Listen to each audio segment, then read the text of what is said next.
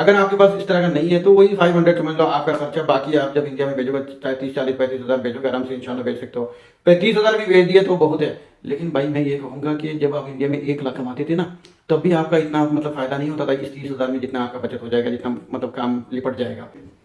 अस्सलाम वालेकुम दोस्तों, स्वागत है अजमल स्पीक्स यूट्यूब चैनल में। दोस्तों आज हम बात करने आए हैं, बस थोड़ा सा पर्सनल है और आप सभी लोगों के लिए बेहद ज़रूरी है जानना, क्योंकि कहीं ना कहीं आप आपका फैमिली से किसी को बुलाना चाहते हो या मतलब कोई नया बंदा जो आ रहा है उसके लिए ये वीडियो बहुत ज़रूरी है। तो वीडियो को पूरी देखना, अंत तक बने रहना और प्लीज़ वीडियो को लाइक शेयर और सब्सक्राइब करना ना भूलना। बेल आइकन को ज़रूर प्रेस कर देना ताकि हमारे आने वाले वीडियो को आप तक सबसे पहले पहुंच जाए।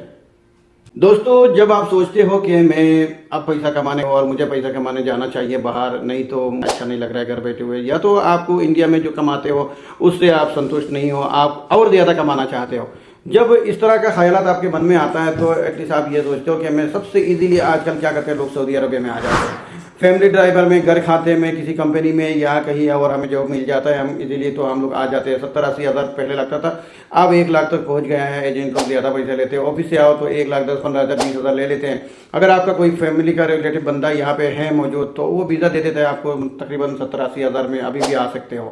असल में क्या होता है, जब आप वीज़ा के बारे में सोचना शुरू कर देते हो कि मुझे बाहर जाना चाहिए, तो सबसे पहले आपको ये थिंक करना चाहिए कि मैं कौन सी वीज़ा में जाऊँ।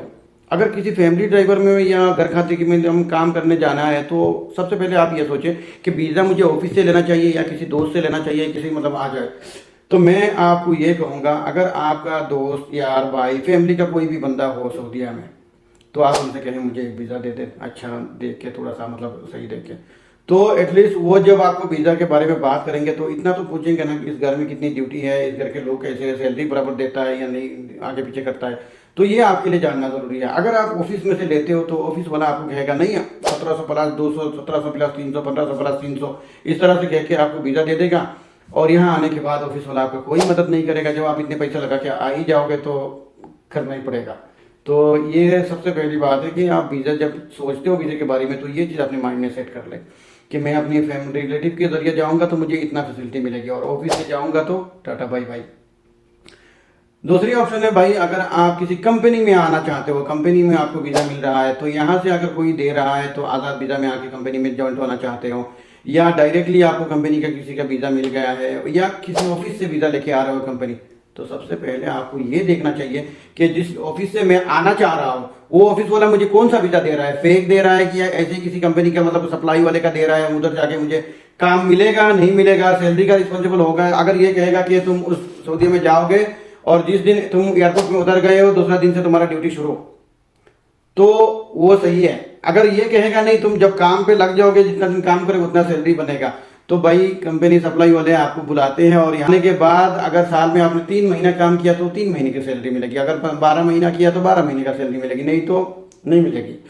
तो मैं ये कहूँगा तो ऑफिस से ना आए, ऑफिस से आए तो यहाँ के बंदा जब जाके डायरेक्ट खुद आपका इंटरव्यू लेगा तब आओ, वो देखो कंपनी कौन सा है। लेकिन उससे बेहतर है आप किसी बंदे से यहाँ कहो, किसी को अगर कंपनी में वीज़ा नहीं मिल रहा है, ट्रांसफ़र ले रहा है, तो कहो किसी बंदे से मुझे कहीं से भी आज़ाद वीज़ा दिलवा दो। आज़ाद वीज़ा का मतलब यही है कि किसी आप ये आमिल वीज़ा मिलता है, आमिल तहमील और तंजील आजकल जिसका नाम यही रख दिया है, उसमें आप आओगे तो एटलीस्ट मैं कहूँगा 8 से 8.5 हज़ार रियाल लगेगा यहाँ वीज़े का, और बाकी 40 50 60 70 हज़ार जो भी आपको लगे ऑफिस में मुंबई में खर्चा करके आप सीधा पहुंच जाओगे सऊदी अरबिया में।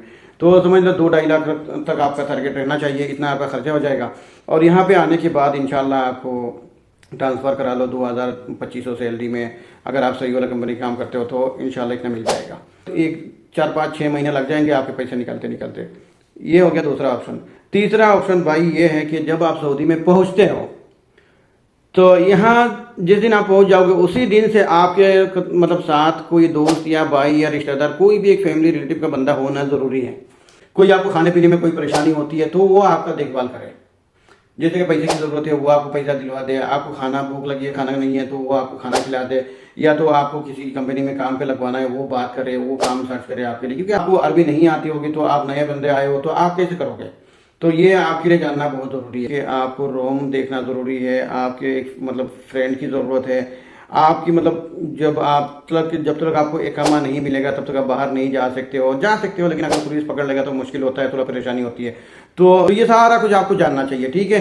अगर आप खुद से कुकिंग करते हो तो आपको मैं कहूँगा, अगर जो फैमिली ड्राइवर वाले हैं घर खाते में जो काम करते हैं 200 रियल में गुजारा कर लेते हैं, 300 रियल में गुजारा कर लेते हैं, लेकिन हमारा तो नहीं होता इतना। लेकिन मैं कहूँगा आप 300 का पैकेज पकड़ ले, आपको कुकिंग खुद करके खाओगे तो आपका 300 रियल में मंथली गुजारा हो जाएगा इंशाल्लाह। इंटरनेट का पैकेज आपका 100-150 लग जाएगा, समझ लो। अगर आपका मोबाइल खर्चा मिला के तकरीबन 400-450 तक हो जाएगा इंशाल्लाह। इतने में आप आराम से गुजारा कर सकते हो। अगर आप मोबाइल पैकेज, आप बहुत ज़्यादा मोबाइल डाटा इंटरनेट यूज़ करते हो, आप जहाँ जॉब करते हो वहाँ पे कोई वाईफाई नहीं है, तो आपका तकरीबन 120 या 115 तक आपको मतलब पैकेज मिल जाएगा आपका गुजारा होने तक। लेकिन अगर आपका सेक्टर में वाईफाई होता है और आप जहाँ जॉब करते हो और बाहर आपका ज़्यादा पैकेज नहीं लगता, तो एटलीस्ट आपका 60-70 रियल वाले पैकेज में हो जाएगा, तो 400 रियल के अंदर आपका खाना और मोबाइल का सब कुछ हो जाएगा इंशाल्लाह। लेकिन अगर आपके पास इस तरह का नहीं है तो वही 500 समझ लो आपका खर्चा। बाकी आप जब इंडिया में भेजोगे 30-40-35 हज़ार भेजोगे, आराम से इंशाल्लाह भेज सकते हो। 35 हज़ार भी भेज दिए तो बहुत है। लेकिन भाई मैं ये कहूँगा कि जब आप इंडिया में 1 लाख कमाते थे ना, तब भी आपका इतना मतलब फायदा नहीं होता था इस 30 हज़ार में, जितना आपका बचत हो जाएगा, जितना मतलब काम लिपट जाएगा।